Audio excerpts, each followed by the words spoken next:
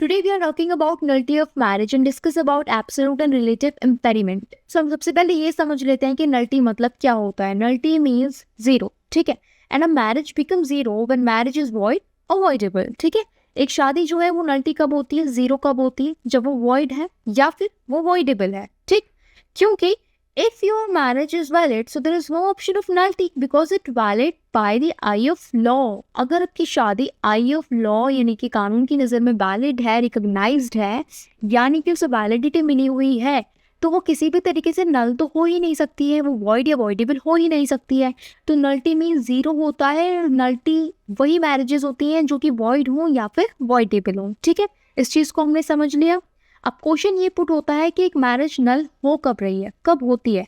तो marriage become nullity when there is pre marriage obstructions.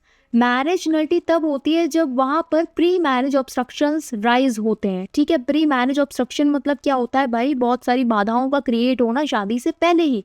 For example के लिए अगर दो माइनर्स हैं और दोनों आपस में शादी करना चाहते हैं तो ये खुद ब खुद एक बहुत बड़ी बाधा है. बिकॉज अकॉर्डिंग टू लॉ एक माइनर शादी नहीं कर सकता है, और अगर वो कर भी लेगा तो उसकी वो शादी वॉइड अब इनिशियो यानी कि स्टार्टिंग से, in the time of beginning, वो बिगनिंग से ही वॉइड मानी जाएगी, है ना, जीरो मानी जाएगी. कोर्ट की नज़र में वो रिकॉग्नाइज कभी होगी ही नहीं, बेशक वो चाहे करके बैठ जाए शादी, है ना.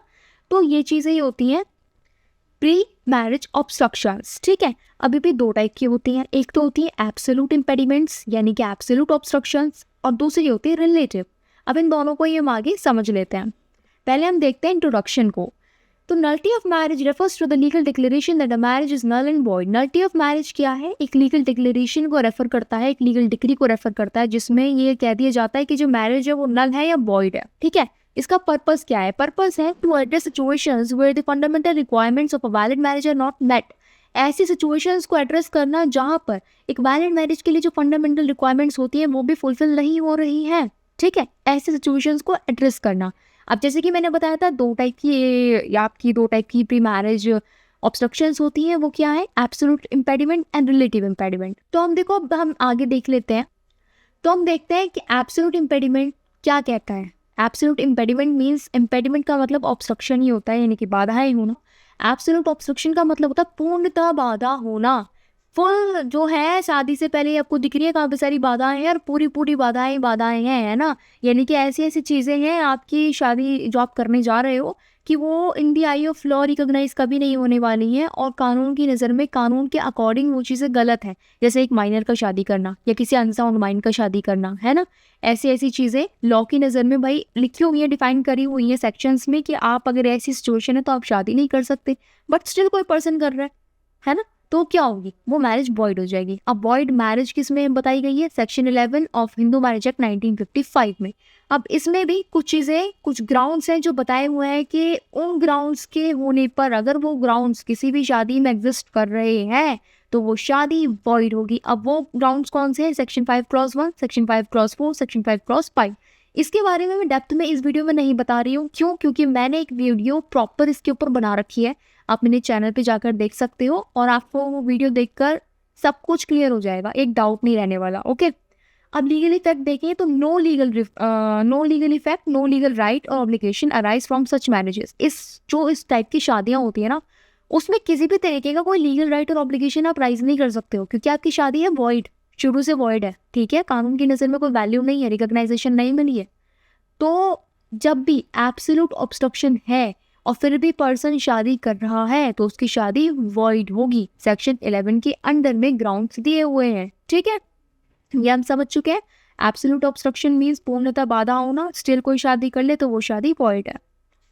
अब आगे हम देखते हैं कि आपका रिलेटिव ऑब्स्ट्रक्शंस क्या है. रिलेटिव ऑब्स्ट्रक्शंस वो हैं जैसे कि मानो सपोज दैट रिलेटिव ऑब्स्ट्रक्शन एक तरीके से कि इसमें ना कुछ ऐसी सिचुएशंस होते हैं, जैसे फॉर एग्जांपल के लिए हम समझेंगे, सपोज एक लड़की है, एक लड़का है, दोनों की शादी हो रही है, बट वो जो लड़की है वो पहले से ही प्रेग्नेंट थी, ठीक है. इस चीज़ के बारे में उस लड़के को शादी के बाद पता चलता है, तो उसके पास ऑप्शन है.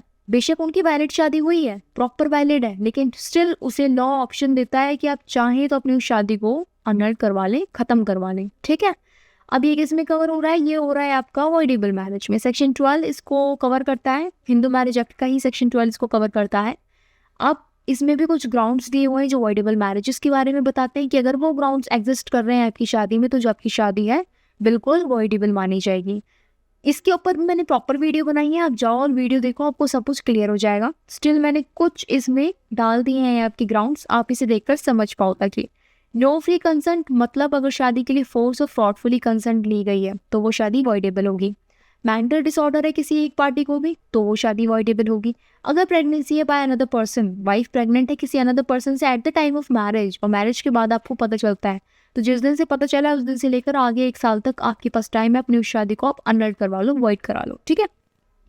बट वो शादी है वैलिड ही, ऑप्शन दिया हुआ है आपको, आप चाहें ऐसे पर्सन के साथ रह सकते हैं, रहिए। अगर आप नहीं रहना चाहते वॉइड करा लीजिए, ठीक है। लीगल इफेक्ट क्या है? राइट और ऑब्लिगेशन एग्जिस्ट करेंगे जब तक कि आप अपनी शादी को ऑनर नहीं करवा लेते हो कोर्ट से। इसमें इतना फर्क है, ओके। आई होप ये वीडियो आप समझ चुके होंगे। अगर कोई भी अभी डाउट रह गया हो तो आप मुझे कमेंट सेक्शन में आकर पूछ सकते हो, मैं आपके डाउट क्लियर करने का जल्द से जल्द ट्राई करूंगी, इवन करूंगी क्लियर, ओके।